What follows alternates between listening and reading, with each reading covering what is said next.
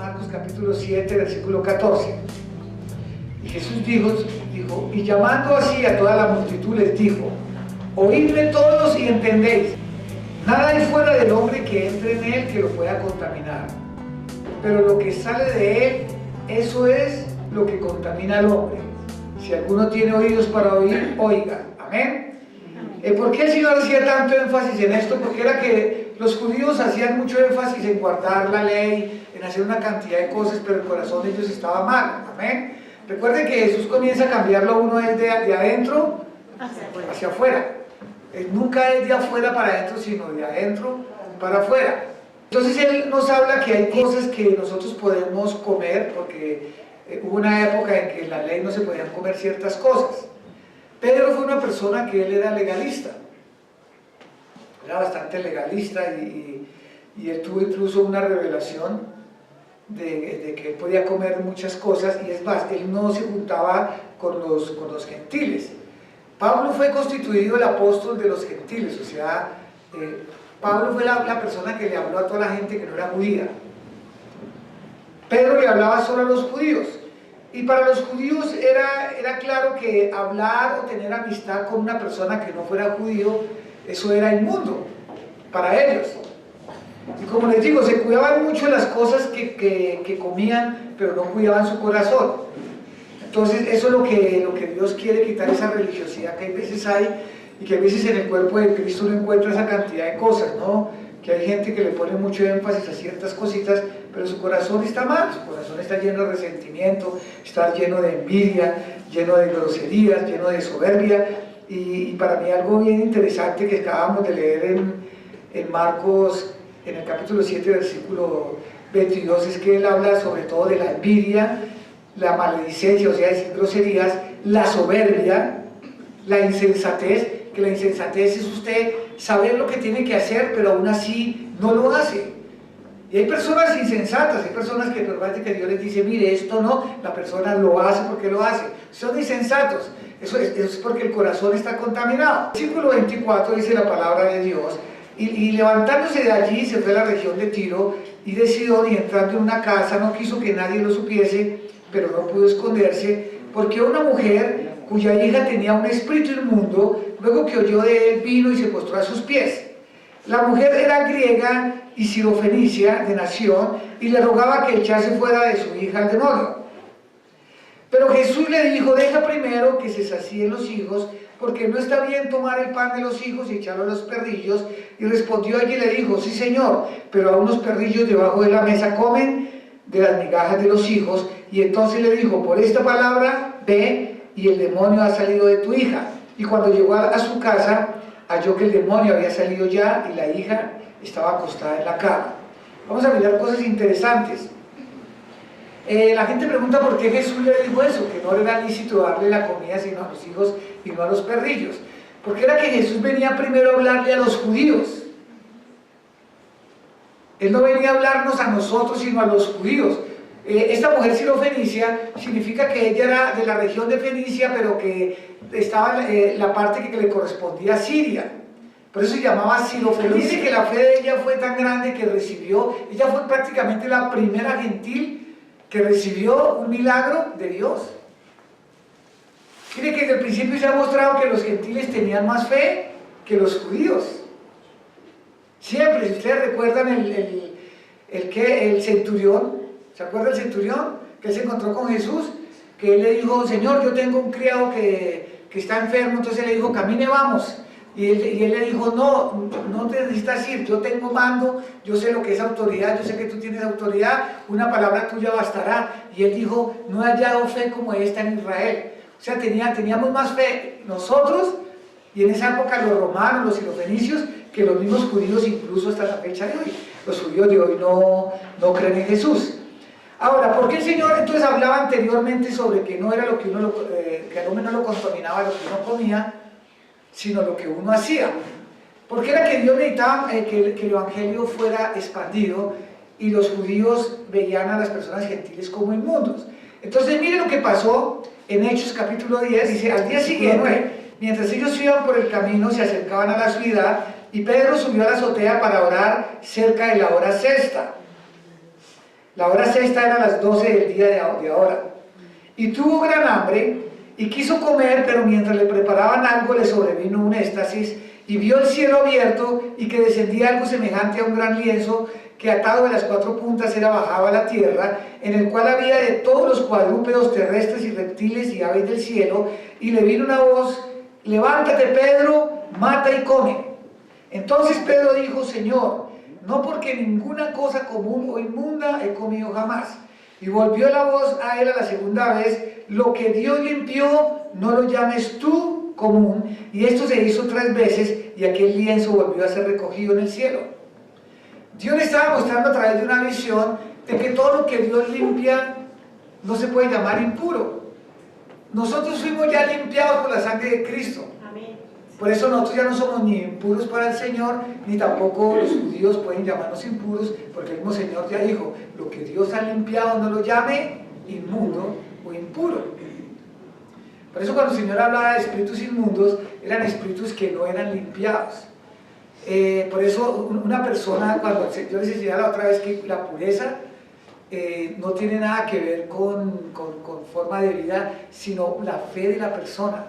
Cuando una persona tiene fe en Jesús genuina, es una persona pura de corazón. Es una persona que cree todo lo que Dios dice. Una persona que cree todo lo que Dios dice tiene pureza de corazón. Pero la persona que no cree lo que Dios dice, y el Señor lo llama inmundo. ¿Por qué los espíritus, por qué los demonios son inmundos? ¿Ellos conocen la palabra de Dios? Claro. ¿No ve que ellos estaban antes con Dios en el cielo? ¿Eran los ángeles? Fueron los ángeles que se trajo Satanás. Y ahora son espíritus inmundos. ¿Por qué se volvieron inmundos? Porque dejaron de creer lo que Dios decía. Eso es lo que los hace inmundos. Entonces ya cuando entendió Pedro eso, ahí no solamente está hablando de comida, eso también significa que nosotros también podemos comer de todo, ¿no? El que es fuerte en la fe come de todo, pero el que es débil en la fe solo come algunas cosas. Pedro fue a la casa de Cornelio. Cuando Pedro entró, salió Cornelio a recibirle y postrándose a sus pies adoró. Imagínense que Cornelio salió a adorar a Pedro. Cuando una persona no conoce al Señor, comienza a darle la gloria a la persona que va de parte de Dios. Por eso ninguna persona puede coger la gloria de Dios. Por eso ninguno de nosotros podemos decir: yo sané a esta persona, yo liberé a esta persona, yo restauré a esta persona, yo convencí a esta persona, porque no, el que lo hizo, ¿quién fue? Jesús. Dios nos usa. O sea, uno no le puede decir al burro, dale la gloria al burro. ¿Se acuerda que Jesús vino montado en un burro? Y que todo el mundo aplaudía y el burro pensó que era para él. Entonces a veces todos pensamos que cuando hacemos cosas para el Señor es que como que nosotros somos muy especiales, y no, nosotros no somos muy... Somos especiales por ser hijos de Dios, pero no tenemos... para nosotros no es la gloria, el honor y la alabanza es para nuestro Señor Jesucristo, para nuestro Padre Celestial, para el Espíritu Santo, amén. Es para tener claridad. Mas Pedro le levantó diciendo: levántate, pues yo mismo también soy hombre. Tú vas a encontrar, cuando tú vayas a evangelizar, cuando estés enseñando, cuando ores por otras personas, que tú vas a ver que esa persona te va a mirar como si tú fueras algo especial. Como si tú fueras, mejor dicho, no, la última mazorca del salitre, ¿sí me entiendes? Pero tú no vayas a caer en la tentación porque uno es tentado a que la persona lo vea a usted especial, y uno saca pecho, y uno, sí, es que no, usted tiene que aclararle. Y la persona siempre va a decir: ay, gracias por eso. Dígale: no, dele las gracias a Dios. Yo solamente soy un mensajero, ¿no? De decir: el Señor liberó a fulanito a través de mí, ¿no? Él no liberó a nadie. Nadie libera a nadie. El que lo libera es el nombre de Jesús. Pero mire uno cómo es tentado a eso.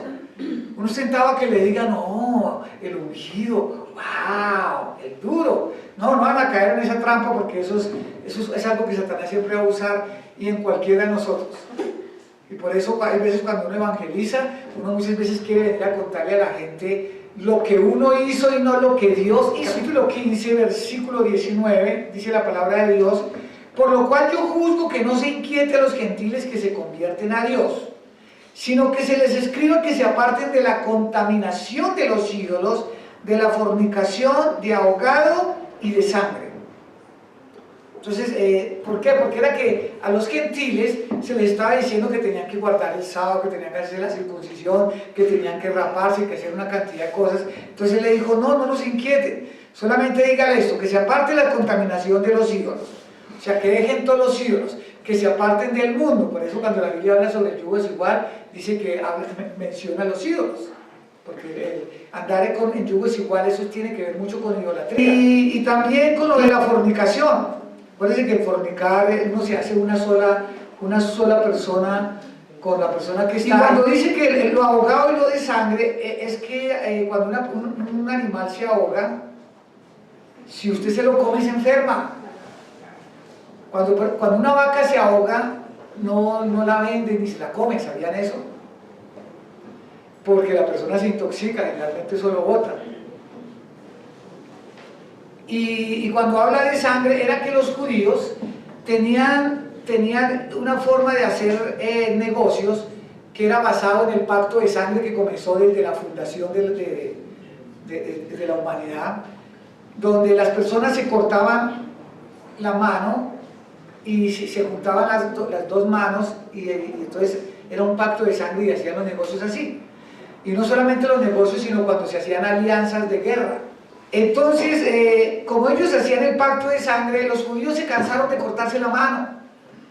Entonces, ¿qué hacían? Se iban para los mataderos, cogían la sangre de los toros, llenaban medio vaso de sangre y le echaban mitad de vino y se lo tomaban. Pero tomar sangre de animal, eso es malo, eso enferma a las personas. Entonces, por eso el Señor les dijo, mire, absténgase de lo él dice, ¿no? Las contaminaciones de los ídolos, o sea, apártese del mundo, de la fornicación, de lo ahogado y de lo de sangre. Y entonces de este versículo se agarraron algunas personas de que usted no puede comer rellena porque la rellena está llena de sangre.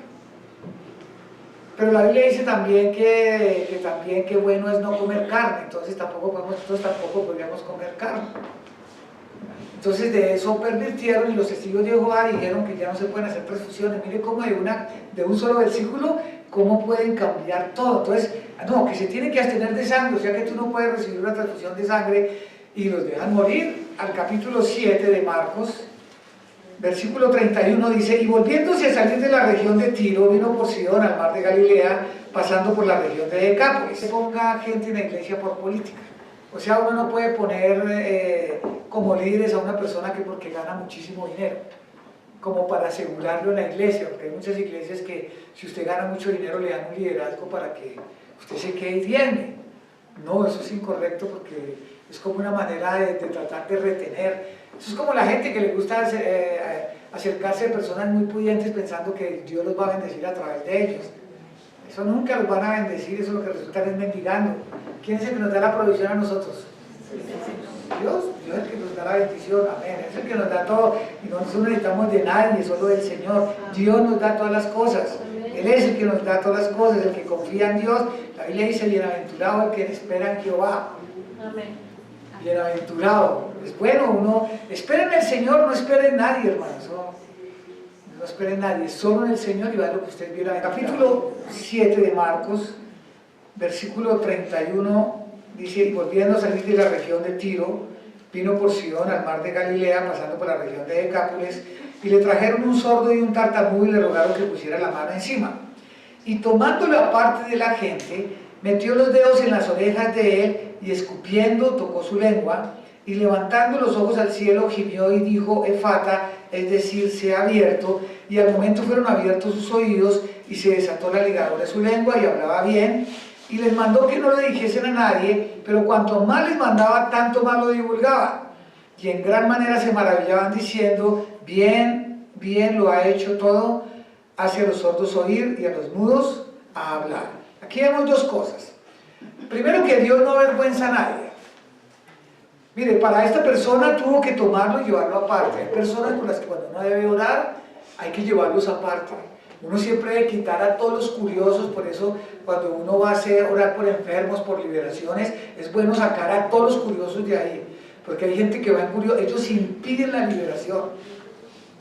Porque cuando una persona va y siente miedo de lo que está pasando, la fe de esa persona fortalece a Satanás en ese instante.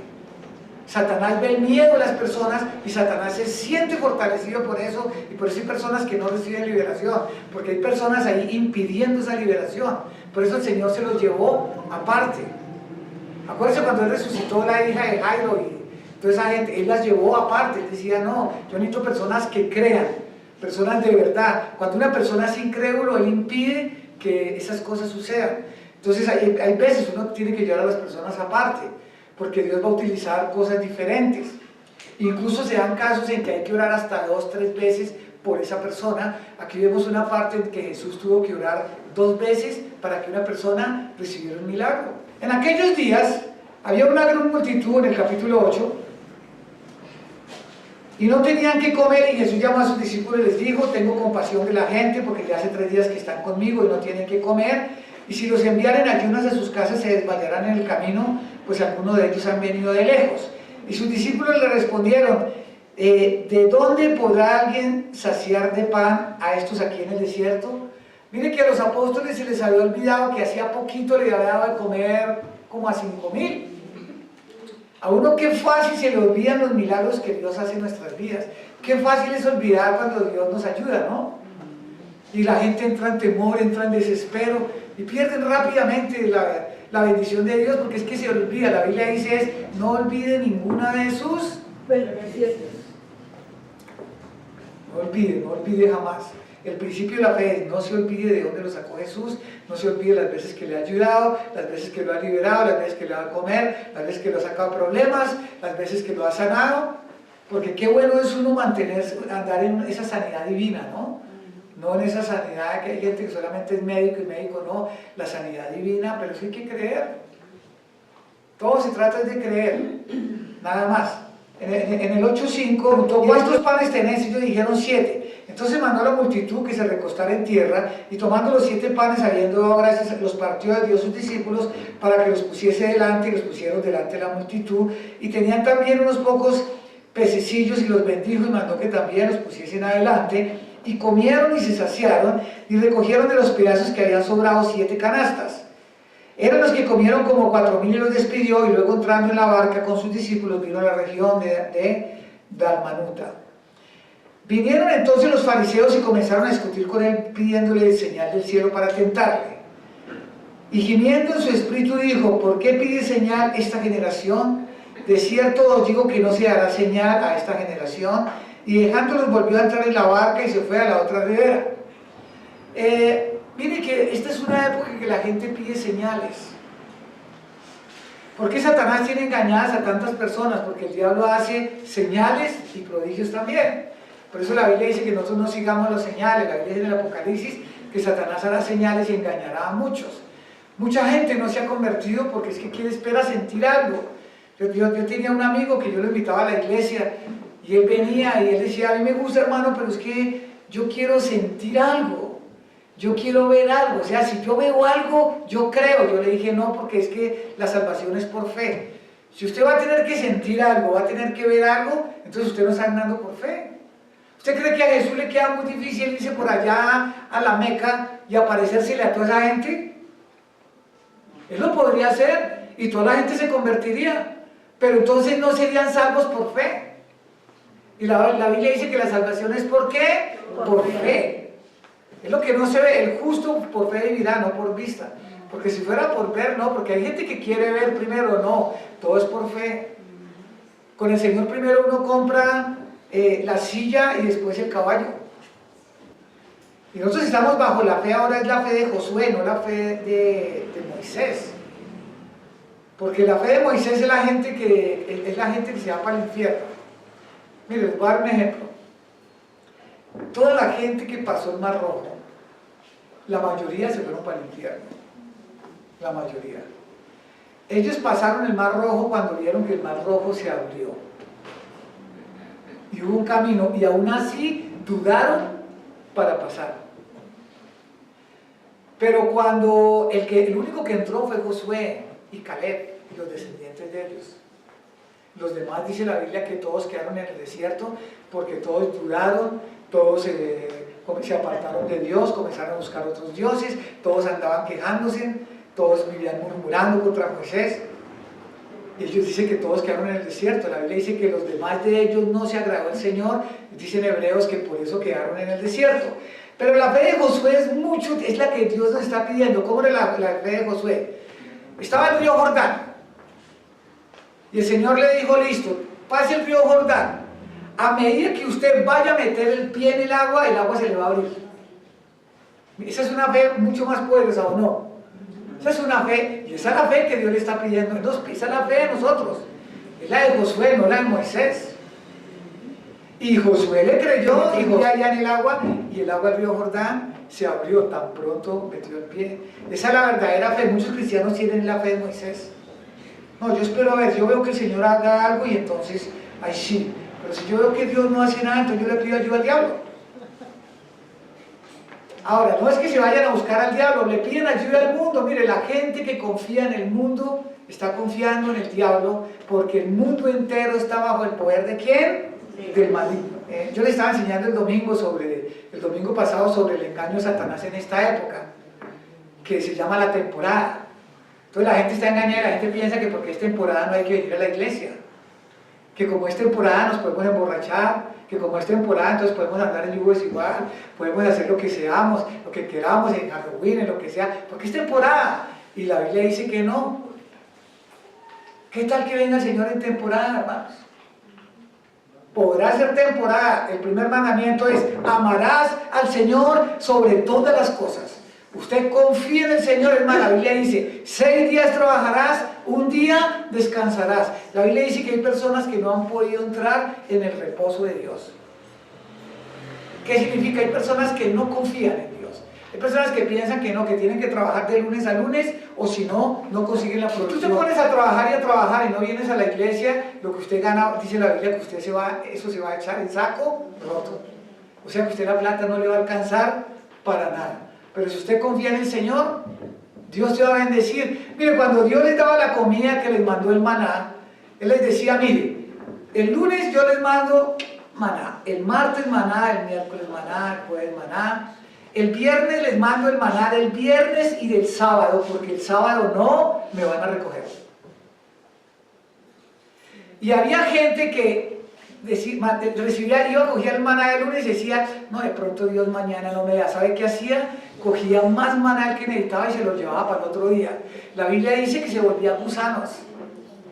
El maná que ellos recogían de más se volvía gusanos, menos el que recogían el viernes, porque el día de descanso de los judíos era el sábado. Y a veces los cristianos somos así. Dios nos da el maná, pero aún así no confiamos y queremos trabajar. O sea, si una persona trabaja los 7 días es porque no confía en Dios. El mismo Señor, cuando hizo la creación, Él nos dio el mismo ejemplo. Él trabajó 6 días haciendo el universo y estaba el Señor cansado. ¿Dios se cansa? Pero dice la palabra de Dios, y el 7º día Él descansó. No es que estuviera cansado, es que Dios siempre nos da ejemplo de todo. Entonces va a decir, mire, yo puedo hacer la humanidad de todo en un instante porque yo soy Dios, pero lo voy a hacer en 6 días para que ustedes sepan que tienen que trabajar solo 6 días, pero en el 7º día no hagan nada, ni tú, ni tu siervo, ni nadie, nada, absolutamente nada. Confiar. Usted viene los testimonios de las personas que tenían negocios, que abrían los domingos y que tomaron la decisión de cerrar el domingo para ir a la iglesia, cómo Dios los bendijo de una manera. Nosotros tenemos que aprender eso, tener esa fe. Un cristiano nunca debe aceptar un trabajo que sea de 7 días de seguido, nunca. Porque eso lo va a apartar el diablo poco a poco. Ya con el tiempo ya no lo vemos en la iglesia. Y yo he conocido vez tras vez personas muy consagradas que comenzaron y ya después uno ni los ve. Ya después ya ni vuelven a la iglesia. Ya después sus prioridades son otras. Su prioridad es el trabajo, su prioridad es el mundo. Como ya no vienen a la iglesia, entonces ya ni siquiera pueden andar con los de la iglesia. Entonces, pero como necesitan hacer vida social, pues ¿con quién van a hacer vida social? Pues con los del mundo. Y entonces van a resultar con amistades con los del mundo, casados con los del mundo y en el infierno con los del mundo. Entonces tenemos que ser radicales en esas cosas. ¿Cuántos confían en Dios? Amén. Dios lo hace. Mire, eso el diablo uno le ofrece cosas, a eso usted se aparta de Dios. Y le ofrece a usted cosas.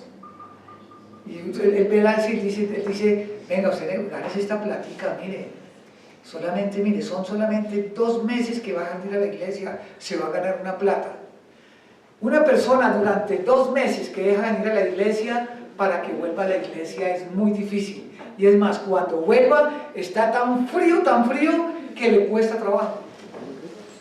Mateo capítulo 12, 38. Entonces dice, entonces respondieron algunos de los escribas y de los fariseos diciendo, Maestro, deseamos ver de ti señal. Él respondió y les dijo, la generación mala y adúltera demanda señal, pero señal no les será dada sino la señal del profeta Jonás. Porque como estuvo Jonás en el vientre del gran pez 3 días y 3 noches, así estará el Hijo del Hombre en el corazón de la tierra 3 días y 3 noches. Él estaba diciendo, la única señal que les voy a dar es que yo voy a estar en el centro de la tierra, yo voy a ir al infierno, y voy a ir al seno de Abraham, y al tercer día voy a resucitar. Esa fue la única, pero ellos nunca la entendieron. Incluso hay partes donde habla que Jesús hablaba cuando le decía a los apóstoles, cuando yo muero y resucite al tercer día, los apóstoles preguntaban, ¿cómo así resucitar al tercer día? O sea, ¿de qué está hablando Jesús? Yo no entendía. Si no le hace una pregunta, ¿usted cada cuánto se acuerda que nosotros vamos a resucitar? Si ni siquiera nos acordamos que nos vamos a morir. Uno ni se acuerda que uno se va a morir. Uno vive como si, mejor dicho, convencido de que va a vivir toda la vida. Uno no sabe. Y por eso uno hace planes, mañana hago esto, mañana me voy para allá, mañana compro aquí, mañana hago aquel. Y la Biblia dice que eso es malo hacer así. Que uno decir, si el Señor quiere, por eso uno nunca debe hacer nada sin preguntarle al Señor. Por eso cualquier cosa que usted haga, cualquier decisión importante para su vida, sea en un matrimonio, sea un negocio, si usted no le ha preguntado al Señor, usted la va a embarrar. Y al principio pueda que parezca que le va divinamente, porque Satanás le coloca a usted tapete en todo lo que hace. Al principio parece que todo está bien, pero de un momento a otro va a ir, usted está en un problema tremendo. Hay que preguntarle al Señor, Señor, ¿es tu voluntad que me case con esta persona? Señor, ¿es tu voluntad que yo haga este negocio? ¿Es tu voluntad que yo venda la casa? ¿Es tu voluntad que yo compre esto? ¿Es tu voluntad que yo me endeude? ¿Es tu voluntad que yo viaje? Eso hay que preguntarle al Señor continuamente. Y no hacer planes ahí a lo loco, porque es como si uno no dependiera de Dios. Hay que preguntarle, y cuando uno le pregunta al Señor, Dios jamás lo va a mandar a hacer algo a usted que vaya en contra de la palabra de Él. Nunca. Jamás. El Señor, tengo un trabajo que no me deja ir a la iglesia, eso no es mío, eso se lo ofreció Satanás. Porque si yo te ofrezco un trabajo, la Biblia dice que la bendición de Dios no añade tristeza. La bendición de Dios no añade tristeza. Antes de uno ponerse a hablar de bendiciones, pregunte de quién la recibió. Porque acuérdense que si uno hace énfasis en la bendición y se olvida del que bendice, esa bendición se le vuelve una maldición. Amén, eso es muy importante. Capítulo. El versículo 14 dice, y habían olvidado de traer pan, y no tenían sino un pan consigo en la barca, y él les mandó diciendo, mira, guardaos de la levadura de los fariseos y de la levadura de Herodes. Y discutían entre sí diciendo, es porque no trajimos pan. Y entendiéndolo Jesús les dijo, ¿qué discutís? ¿Porque no tenéis pan? ¿No entendéis ni comprendéis? ¿Aún tenéis endurecido vuestro corazón? Teniendo ojos y no veis, y teniendo oídos y no oís, y no recordáis. Cuando partí los 5 panes entre los 5,000, ¿cuántas cestas llenas de los pedazos recogiste? Ellos dijeron 12. Y cuando los 7 panes entre 4,000, ¿cuántas canastas llenas de los pedazos recogiste? Ellos dijeron 7. Y les dijo, ¿cómo? ¿Y aún así no entendéis? Hay veces nosotros somos así, nosotros a veces no entendemos. Ahora nosotros no entendemos por qué nosotros nos apartamos de Dios, por qué quitamos a Dios del primer lugar y lo colocamos a Él de últimas. No se les olvide. El que pone a Dios de primeras, tiene vida de primera. El que ponga a Dios de segunda, tiene vida de segunda. El que la ponga de terceras, tiene vida de tercera. Hay algunos que tienen al Señor de quintas. ¿Cómo es su vida? De quintas. Primer mandamiento, amarás al Señor sobre todo. Hermanos, esta no es una época para dejarse engañar por Satanás, que piensa que la iglesia no es importante. La iglesia, mire, Jesús va a venir, ¿sabe qué dice la Biblia? Dice que Jesús viene el día menos pensado, ¿Quién se va a imaginar que el Señor viene en temporada? Que es lo más probable. Porque la Biblia dice que cuando Jesús venga, la gente está comprando, comiendo y bebiendo y casándose. ¿Y sabe cuál es la época en que mayor la humanidad hace más esas cosas? Desde octubre hasta finales de enero. O sea que ese es un tiempo para uno estar analizando y mirando. Eso no hay excusa para eso, no, nada. Te puedes dar, listo, nada, yo voy para la iglesia hoy, yo confío en el Señor. Que el trabajo, qué pena, no me sirve de trabajo. No me sirve. Si ya yo le trabajo de pronto el lunes a sábado, pero el domingo es sagrado. Y no que mucha gente consigue ese trabajo y el domingo, ¿y por qué no vino? Cansado, hermanos, que trabajé el lunes, cansado. No, ¿qué les pasa? O sea, ¿qué demonio los está trabajando? Que se olvidan, ¿dónde está toda esa palabra que Dios les ha dado? O sea, ¿con quién andan que el diablo les está robando todo lo que han recibido? El diablo viene aquí a robar, a matar y a destruir. Le roba a uno la información, le roba a uno, y uno cae pero redondito. Uno piensa que no, que está bien, que como es esta época, listo, esta época, eso comamos y bebamos, que mañana moriremos. No es así, esta época es muy difícil. Por eso el Señor decía velad. El Señor decía velad. Esta es la época en que usted más debe estar, de las épocas más peligrosas. Entonces no es una época para usted estar participando con las cosas del mundo. No caiga en la trampa de Satanás. Vino luego a Betsaida y le trajeron un ciego y le rogaron que lo tocase. Entonces, tomando la mano al ciego, lo sacó fuera de la aldea y, escupiendo en sus ojos, le puso las manos encima y le preguntó si veía algo. Él mirando dijo: veo los hombres como árboles, pero los veo que andan. Luego le puso otra vez las manos sobre los ojos y le hizo que mirase, y fue restablecido y vio de lejos y claramente a todos, y lo envió a su casa diciendo: no entréis en la aldea ni lo digáis a nadie en la aldea. Mire que el Señor tuvo que orar 2 veces por la persona. No necesariamente, hay veces personas que toca darle 1, 2, 3, hasta que el Señor haga el milagro. Porque eso tiene más que ver con la persona que con el que impone las manos. Porque la fe es la que trae la sanidad, la fe es la que trae... Hay personas que necesitan uno que ore y ore hasta que por fin crean en su corazón. Porque es que la gente dice que cree, pero es mentira, no cree. Cuando el corazón está dividido, Dios no puede hacer nada.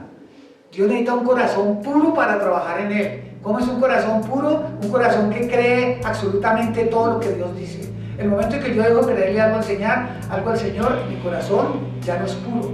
Entonces ya Dios no puede trabajar en ese terreno.